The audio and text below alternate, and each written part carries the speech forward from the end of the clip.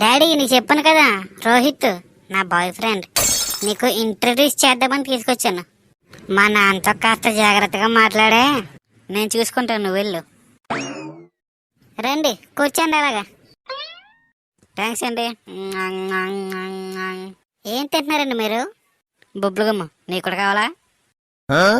ఏంటి, నా కూతుర్ని అడుగుతాకొచ్చి నా ముందర బొబ్బులుగమ్మ తింటావా? ఇది అసలు నాకేం నచ్చలేదు. సారీ అంకుల్, నేను ఎప్పుడూ బొబ్బులుగమ్మ తిన్నా. ఎప్పుడైనా ముంతాగినప్పుడు సిగరెట్ కాల్చినప్పుడు తింటాను అంతే.